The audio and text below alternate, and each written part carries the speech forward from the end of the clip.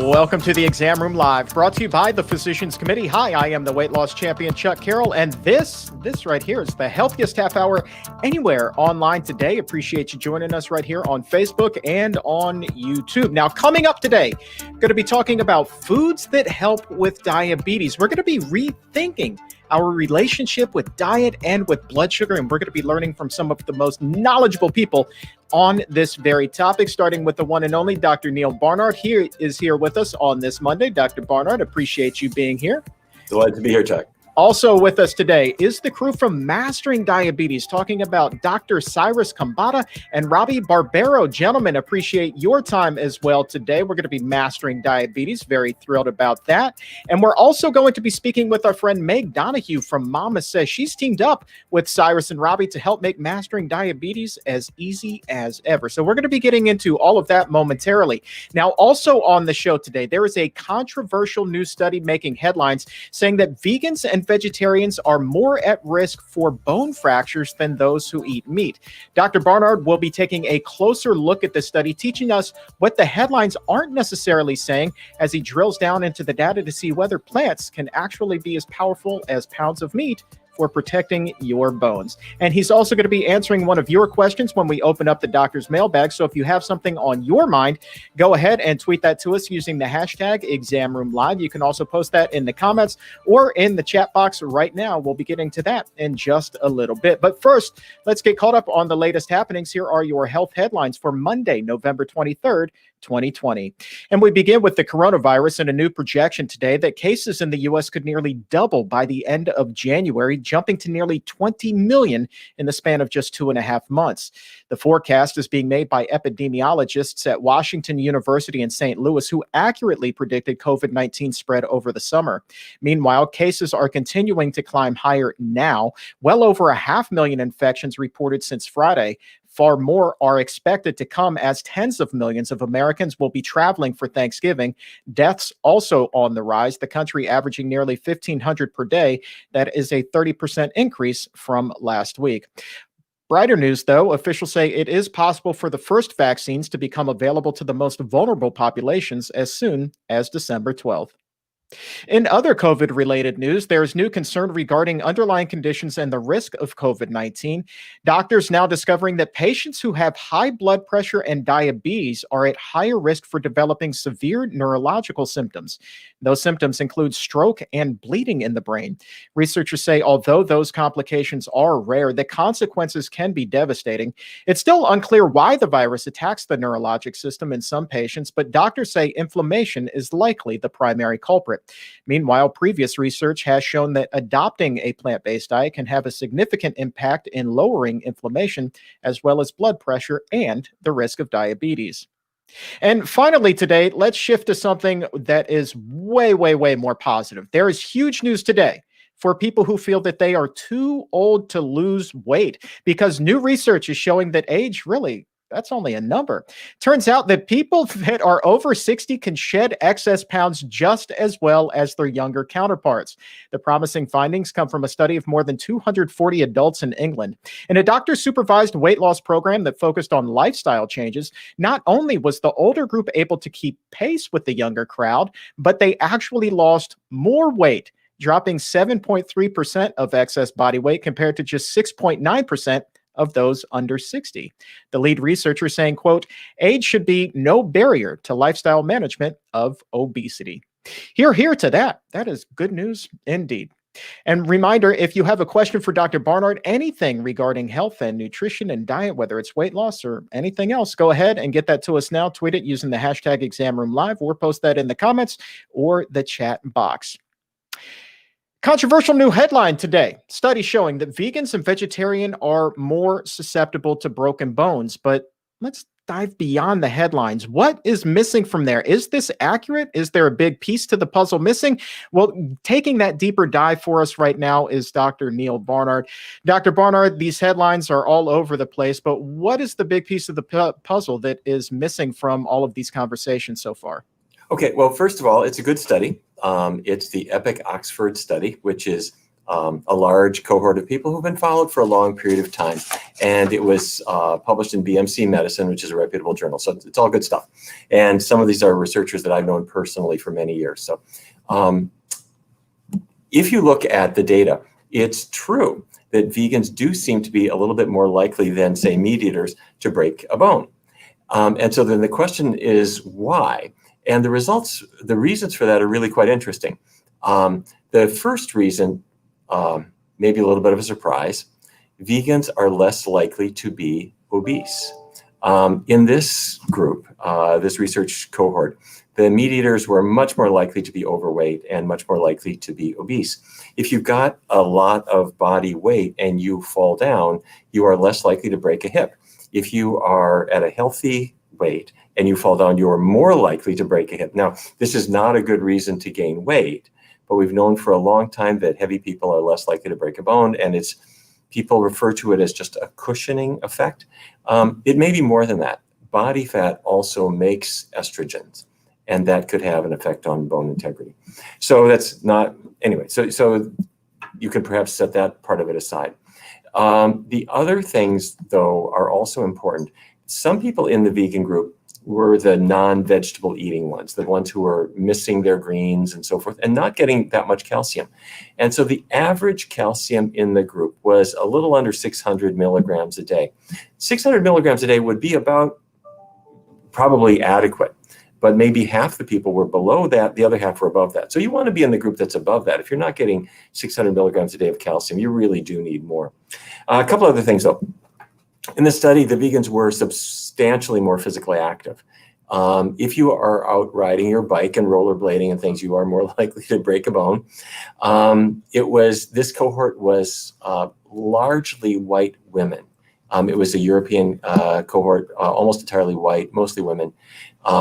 Whether those results would apply to others, less clear.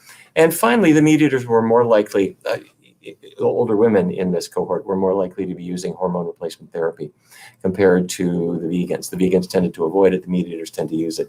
Whether that's an issue or not, who knows? So the bottom line is, don't gain weight to get a cushioning for your body in case you fall down. The harm of that, the risks of that are much greater than the benefit. But do get your calcium, and calcium means greens and beans, green leafy vegetables like kale and Brussels sprouts and collards and broccoli, and the whole bean group. All of those things should be part of your daily diet. And if you get plenty of calcium and do get physical activity and are at a healthy weight, you can hopefully have the best health profile overall. A couple of points that I would like to ask here. One, going back to being overweight. One of the things that I didn't hear, and maybe there's something to that, and maybe that there isn't to this. My question is, we hear so much about resistance training and strength training actually being good as far as protective bone health. Well, when you're overweight, when I was overweight, I was super strong, just carrying around 420 pounds. So in addition to having that cushion from the excess weight, could also, just an abundance of muscle mass also be protective here?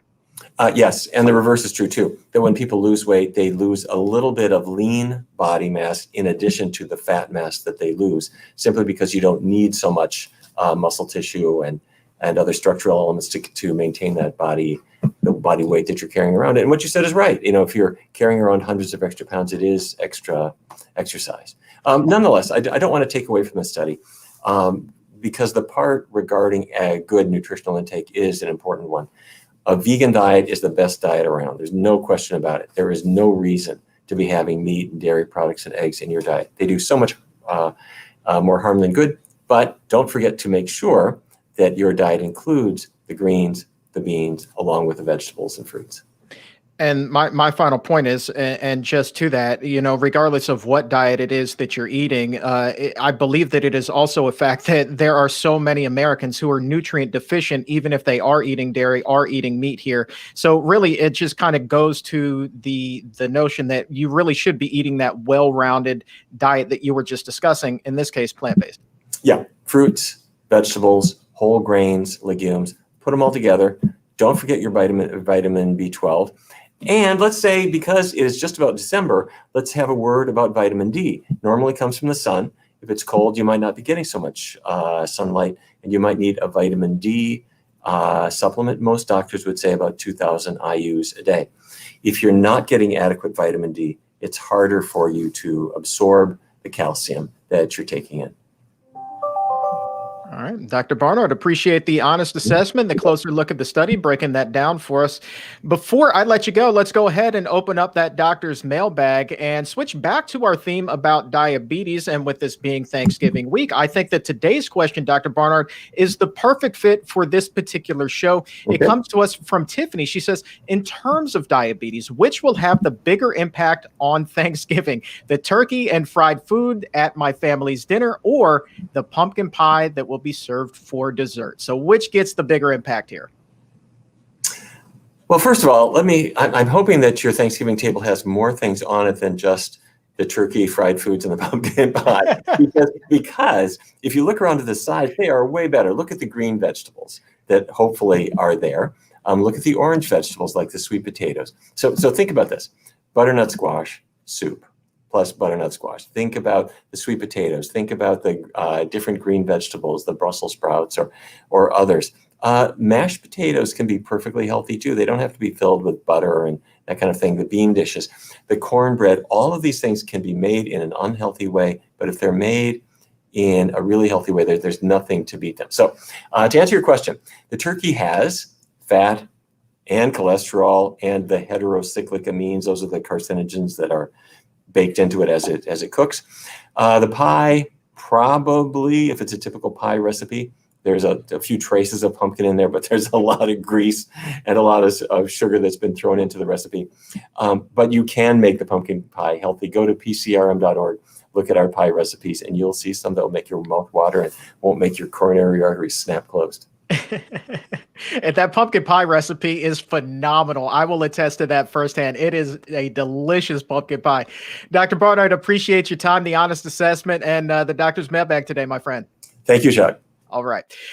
Let's move on here. My next guests have been fighting diabetes with food for years, overcoming, in fact, their own struggles with type 1 diabetes. And now they're helping tens of thousands rethink their approach to that as well, helping them thrive. And now they're taking it a step further, partnering with plant-based meal delivery service Mama Sezz to make that easier than ever. So to talk about foods that help diabetes and this exciting partnership, Dr. Cyrus Khambatta and Robby Barbaro from Mastering Diabetes are here. We're going to be speaking with Meg Donahue from Mama Sezz momentarily. Robby, I want to start with you, my good friend. There he is. Hi, Robby. It is good to see you, my friend. I want to ask you, you have been eating fruit in abundance basically since you were diagnosed with type 1 diabetes. As a matter of fact, in your bio on the Mastering Diabetes website, it says that you eat pounds of it every single day. And just looking behind you, I can tell that that is 100% the truth. So how is it, man, that you're able to eat all of this fruit and still keep your A1C in check? Well, Chuck, it's great to see you. It's good to be here. And yes, I do eat pounds of fruit. And you're bringing up a really important point, which is something really essential to the Mastering Diabetes method, which is that you get to eat more food. You can eat larger volumes of food when you're eating the right food. So fruit happens to be very high in water content, very high in fiber, vitamins, minerals, antioxidants, phytochemicals. And because of that, I can eat large quantities, have excellent blood glucose control, maintain my weight, get all the energy I need, all the calories I need to be active, and control my blood glucose with precision. And what is that behind you, man? What do you have? Some seasonal yum-yums there. Walk us through what's in your personal produce aisle. This is a hachia persimmon, okay? These ones are cone-shaped, and you have to wait till they get really soft, okay? So this one's not ready to eat. See, I'm putting my finger in there, and it has no give. If I ate that, it would be chalky, not good. You wait till it gets like a balloon, and it's the sweetest persimmon out there. This is a fuyu persimmon. It's round, and you can eat it like an apple. So even though it has no give right now, when I press into that, you can eat it crunchy and it's delicious, or you could wait several weeks and this will also get soft, but I'm not joking. When I say 1, 2, 3 weeks, you let it sit on your shelf and it will taste really good. Okay. And the effect when you eat this, like you don't get this spike in blood sugar. I bring this up because even with my own mother-in-law, her doctors tell her she cannot eat so much as a banana without her blood sugar like freaking out. And they, keep saying, don't eat it, don't eat it, don't eat it. And then I see you with this abundance. I mean, just a fruit platter that'll make your head spin sitting behind you. So, I mean, how is it that you're able to keep yours down? And then doctors, though, and with a lot of other people, they're saying, back off, take that off your plate. Well, just like Dr. Barnard alluded to, fat is the problem here. So when you eat fruit in a low-fat environment, you will see excellent blood glucose control. So I actually wear a continuous glucose monitor. I see my blood glucose profile all day, every day. There's no hiding. And as a person living with type 1 diabetes, my time in range is consistently above 90%, which is clear data that I am not seeing spikes. And my time in range below 70 is 2%. So I'm not going up, I'm not going low. My A1C is 5.3%. That's consistent control. And it's not just me. This is everybody who's following the Mastering Diabetes method. We publish testimonial after testimonial, people whether living with type 2 diabetes, type 1, type 1.5, pre-diabetes. When you keep your fat intake low, just like you guys teach here at PCRM, we're teaching about a maximum of 15% of calories coming from fat. You can eat whole carbohydrate-rich foods, including fruit, potatoes, rice, beans, quinoa, in abundance, and have excellent blood glucose control. Let's switch over to your partner in crime there, Dr. Khambatta. You've had diabetes, Dr. Khambatta, since 2002. Were you nervous the first time that you bit into a piece of fruit? Were you concerned, like, man, I probably shouldn't be doing this, but I'm going to do it anyway? Absolutely. There's no question about it, because when I was first diagnosed with type 1 diabetes, I actually followed the advice of my doctors, who told me to eat a low carbohydrate diet. And so while I was eating a low carbohydrate diet, just like Robby had alluded to, it's very challenging to eat carbohydrate rich foods, whether that comes from fruits, starchy vegetables, legumes, or whole grains, or whether it comes from refined sources like cookies, crackers, chips, pastas, breads, and soda. And so in that high fat environment, or in other words, when there's a significant amount of dairy products and or meat products, at that point, eating carbohydrate rich anything is just very challenging. So when I finally made the transition over to eating a plant-based diet, I had that fear in me because I had all this previous experience that said, when I eat a banana, my blood glucose goes up. When I eat a potato, my blood glucose goes up. But the trick is that by switching over to a plant-based diet, not only is it important to eat more plant-based whole foods, but I dramatically lowered my fat intake. I didn't get rid of it altogether, but I went to between 10 and 15% of total calories.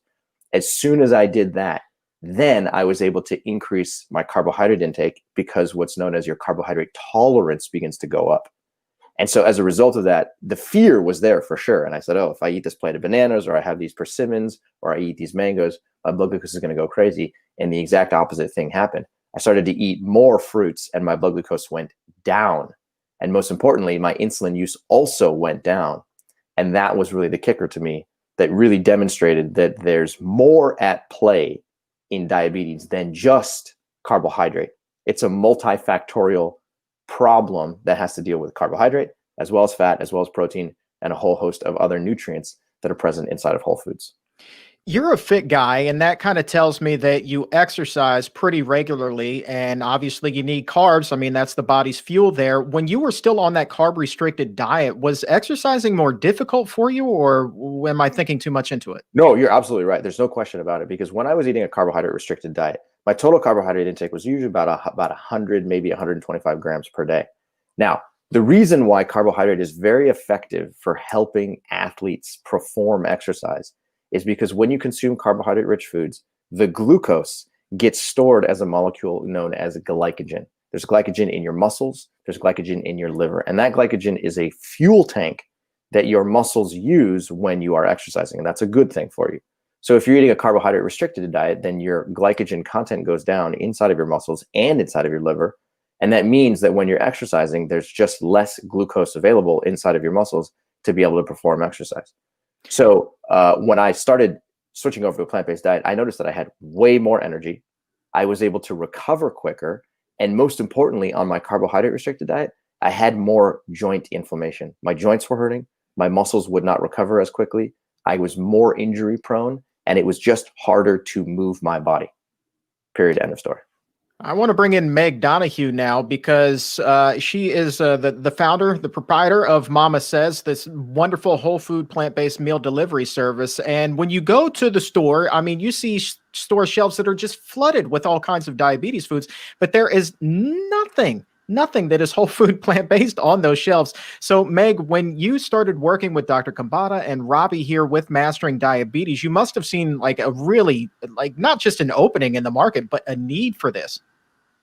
I think exactly that, both of those things. The first is that, and Robby and Cyrus have spoken to it so well, is that I noticed that they had a real mastery in this based on their own experience. And for me, I could feel the passion in what they were doing because they had a revelation. And that's a very powerful motivator to create something that's positive for other people. And then when I started, researching their work, and I thought, more people have to know this. This is, just amazing because they bust myth after myth with real results. And they said, they have thousands of testimonials. And the most, relevant for me is that they're doing it and they have all of the science behind it. So that was a real incentive to connect. And then I also know from, my own experience that having information and actually being able to do something are two different things. Do something consistently. And with diabetes, consistency is key. And so, we work together to create an easy way for people to maintain a program or start a program. It works well for both with our products that are exactly, in line with the Mastering Diabetes program, so that it takes a lot of the effort out of eating and transitioning to a different way of eating or continuing to eat how you, if you're already on the plan. And it gives you variety and it gives you these rich, nutrient-dense whole foods that you don't have to think about because we've outlined the menu to work exactly with the recommendations. And, we're delighted. I'm always delighted when I can make somebody's life easier, when we can make products that people love and, make a healthier world.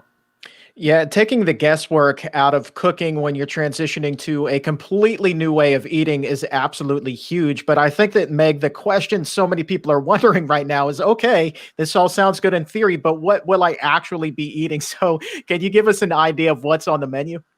Yeah, our products are multi-serve products. And so you're not going to get a little meal. We really want to make it so that you can have a lot of variety in your life. So we make these great kind of engine products, and then we give you a menu to go with it of how to use them. One of them that we have that's a flagship product that we just came out with is called Tuna-ish. And it's this amazing tuna that so many people miss. It doesn't have fish in it. We work with a great company in Maine, kelp company, to give it that great kind of flavor. I actually thought you might ask this, so I just got a list, and let me read a few of them that people will be eating. We have a chili, a corn chowder, a breakfast scramble, ricotta style mushroom, tomato bake, the smoothie. We have an amazing, any athletes out there, we have an amazing beet smoothie that we work with a cardiologist, triathlete to develop. And it is, for recovery time, for energy and stamina. This one is just a rock star. We have different dressings because that's another area where people often struggle to find a dressing that will work for them that are in the parameters that we want. So we have custom dressings, delicious. And all of these products also, we taste test them because that's something that a lot of people, legitimately are concerned about. Like, this is all great, but does it taste good? Because if it doesn't taste good, it's really hard to continue. And more importantly, is it something that the rest of my family can also enjoy and eat? So I'm not eating like specialty food and everyone else is eating something else. And so we designed it so that it is for a multi-household. Anybody can eat this food. And it tastes great. I have football playing brothers who they're not diabetic. They don't have other health issues, but they do have that kind of classic American palate. And if it doesn't pass, they're like, hey, this really does taste great. Then we don't put it on the menu. And so that's kind of our bar, is to make it something that everyone loves and that anybody can eat, and that is absolutely fabulous for you. I had the opportunity to try the Tuna-ish recently, and I have not had any tuna, obviously, since I went plant-based years ago at this point. And I mean, it just took me all the way back to the tuna that grandma used to make growing up. I mean, it was spot on. It was so good. So I'm really happy to hear that that is part of the menu. Robby, I want to pivot over to you. You hear this menu and think back to when you were first diagnosed with type 1 diabetes. If somebody told you, hey, man, these are the kind of foods that you could eat, would you be excited about that? Would that cushion a lot of the fear and the uncertainty that came along with your diagnosis initially? I mean, just like Cyrus said, it would be scary. It would absolutely be scary. I would need some reassurance that this is going to work out. And just like Meg said, that's the education that we provide. And it would be exciting once I got confident that I actually knew this was working and I tried it and implemented it, because people living with diabetes, me, Cyrus, millions of people are told you have to limit your carbohydrate intake. And it could not be further from the truth. And these meals from Mama Sezz, the convenience is huge because it's a busy time of year. I mean, all throughout the year is busy, but it's even crazier right now. And to just have some time where you can like take a break, where, you know what, I know this is good. And it also, we worked hard to design the menu. So the fat intake for each meal, you don't have to think about it anymore. You don't have to worry about it. And you get to just enjoy these meals, watch your blood glucose begin to drop, watch your insulin sensitivity increase, and just enjoy the process. Dr. Khambatta, let's pivot over to you. Can you walk us through what this... Her team over at Mama Sezz, because they understand. They're not trying to put a bunch of filler ingredients into their foods. They're not using refined ingredients at all. So the whole food side of things is fine. The thing that we wanted to make sure of was that when people were eating this menu, that they were able to really, truly minimize their fat intake. Again, not go to a fat-free diet, but get to the recommendations that we have, which is approximately 10 grams of fat per meal at the maximum. So we worked with them to go through every single breakfast, every single lunch, and every single dinner to make sure that they were getting 100% whole foods, that they were 100% plant-based, and that every single meal had less than 10 grams of fat. And when we put the whole meal plan together, it made perfect sense. And people have been using it now for the past few months, and people have been reporting back to us that their blood glucose is improving, they're full when they eat their meals, they're losing weight, and they feel like $1 million. All right. Really quickly here before we wrap things up, Robby, I want to pivot back over to you. We have somebody who's watching this, right? Actually, quite a few people who are like, hey, ask the fruit guy, ask the fruit guy. What are the best fruits to eat for diabetes? And I'm sure then that these can be incorporated as snacks with the meal plan that you guys have developed. So what are the best fruits for diabetes? Okay. The best fruits for diabetes are your favorite fruits. Whichever ones you enjoy eating that are available to you, that are affordable, those are the fruits you should be eating. And we also encourage frozen fruit. Frozen and fresh is equal to from our perspective. So go ahead, eat what you love. But if you really, really want to dial in a couple specific recommendations when you're transitioning, great fruits include berries, apples, and papaya. Those are three really, really good fruits that can help you transition. They're a little bit lower on the glycemic index, which is helpful. And their nutrient intake is really high. And there's actually some studies that show, particularly berries, help keep your blood glucose under more control. And that's very helpful in the beginning while you're transitioning. And Cyrus, outside of fruit, what are some other whole food, plant-based foods that people should really be keying in on to keep their blood sugar under control here? And I'm sure a number of these have gotten folded into the recipes with Mama Sezz. No question, no question. We're a huge fan of whole grains. So I am a huge fan of quinoa. Quinoa tends to be very low on the glycemic index as well. So when people eat quinoa, they can eat a sufficient quantity of calories and their blood glucose stays nice and stable afterwards. We love beans and legumes in general. I don't know about you, Chuck, but garbanzo beans are my new fixation for the last couple of years. Garbanzo beans, again, they're lower on the glycemic scale. They help people control their blood glucose well. But if you also enjoy eating other types of beans, black beans, navy beans, cannellini beans, they're all fantastic. And then in addition to that, any kind of lentil, whether it's a black lentil, an orange lentil, a red lentil, a green lentil, they're all very good. Help your glucose stay not only controlled for the meal that you're eating now, but also for the next meal that you're consuming into the future. And in addition to that, the last thing I would say is starchy vegetables, whether you like sweet potatoes, whether you like white potatoes, whether you like turnips, parsnips, rutabaga, any of these vegetables that grow in the ground, extremely tasty, very easy to prepare, and they're fully integrated into the Mama Sezz meal plan. Oh, huge fan of garbanzos. Not a day goes by that I don't enjoy a garbanzo bean or two or a can. they're so good. Also, by the way, a cannellini reference. I can count on one hand the number of times cannellini beans have been mentioned on the exam room. So A plus effort. Meg, really quickly, the way that I got the opportunity to actually try out Mama Sezz recently, and I think it's really cool the way that the meals were actually shipped and kept cold. Can you talk to us really quickly, 30 seconds or less, about how these meals are kept fresh during the delivery process? Sure. We ship all of our meals fresh, so they're ready to just heat and eat. And so to make it very simple. And we also, and this is important to us, and for anybody ordering food, and particularly during this pandemic, where everyone's ordering, they're probably accustomed to a lot of trash and recycling. And so we said, we ship with the Mastering Diabetes bundle, a return label that you just put right on the box. You can, all of the ice, the liner, any trash that you have, or any of the packaging, you can just send right back to us, and we recycle and reuse everything. And we're also a zero waste facility. And so that means that we don't waste food. All of everything that we have that's, food product waste, we compost with local farmers. And so we really try and make this a very holistic company. We think it is. So people's health and the planet health are top of our concern. All right. And rapid fire really quickly. I mean, we've got 3 foodies on the show right now. Thanksgiving coming up in just a few days. So who's having what for Thanksgiving? Let's go rapid fire through the menus really quickly. Robby, we'll start with you. What are you serving up on Thursday? Chuck, I'm going to keep it simple. It's just going to be a bunch of persimmons. Dr. Khambatta, are you having the persimmon feast, or you can expand on that menu a little bit? We're going to be doing some mashed potatoes. We're also going to be doing a lot of garbanzo beans, surprise, surprise.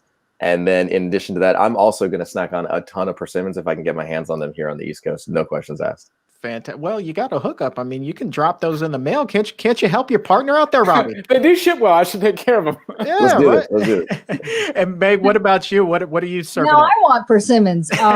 We're having potatoes. We're having we have a really great ginger protein strips that we're having with a stir fry. We have a really wonderful cranberry chutney that we make for the holiday at Mama Sezz. So we'll be having that. I'm basically eating all of Mama Sezz and persimmons. That's pretty much it.